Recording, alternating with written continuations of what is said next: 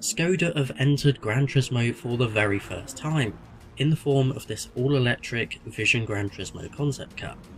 And for the moment, this is the brand's only representation.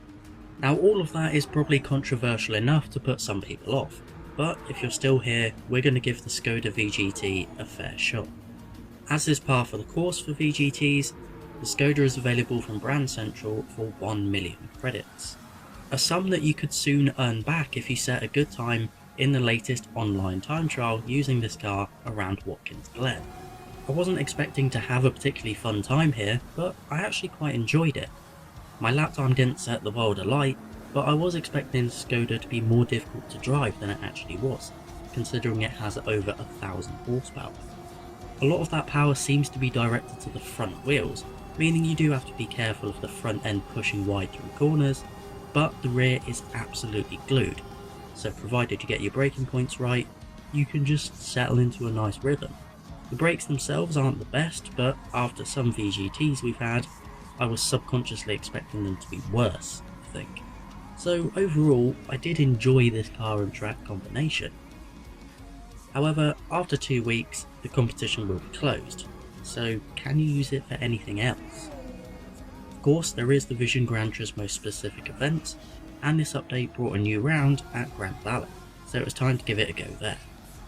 These VGT events have a performance point requirement of 850, which the Skoda comes in just over at 852. This meant downgrading the tyres 1 compound to racing hard to actually be able to enter into the event. Once you do that though, the car does again quit itself quite well, being able to get to the front but without it being too easy. However, I did try it on one more round of the VGT trophy, this time at Tokyo, and on this circuit the weaknesses of the car were exposed a little bit more. Being electric, the top speed isn't all that at about 195 miles an hour, and the understeery balance of the car becomes a bit more of an issue when those barriers are in very close proximity to you. The race was still won and the car remained absolutely capable, it just wasn't the cleanest affair. In fairness though, that's probably a skill issue. Compared to other cars in its class though, it seemed to perform pretty well overall. So I thought that should be put to the test. The Skoda has 2 immediate competitors from Porsche and Jaguar. All electric speeders, like the Skoda, have over 1,000 horsepower going to all 4 wheels, and they all weigh within 100 kilograms of each other. I'd already lapped the Skoda, so the Porsche and Jaguar took to Watkins Glen to try and beat its time.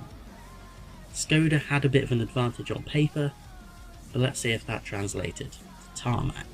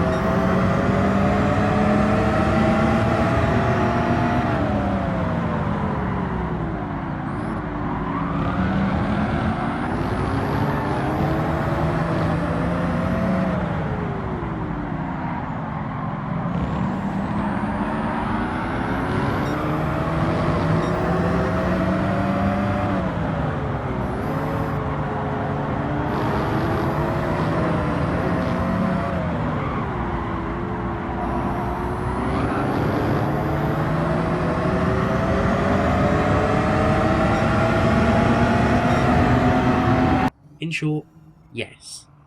The Porsche lapped 1.6 seconds faster than the Jaguar, but that was still a full 3 seconds down on the Skoda. Straight line speed and braking performance all felt fairly equal between the 3 cars, but the Skoda had more downforce and could carry more speed through the corners. explains why its performance points were so much higher despite all three cars running on the same tyres for this. So what about a car at the same performance point level? Well, taking a look at my garage, the closest car was the Sauber C9 Mercedes, an actual race car with proper downforce, and it did show, a less than perfect lap still being the best part of 2 seconds faster than Skoda. So that leaves it in a bit of a weird middle ground. It's one of the best Vision Gran Turismos, and I do sincerely hope it opens the door for other Skoda models to come in the future, but if you aren't a fan of VGTs, this one isn't going to change your mind. Thanks for watching.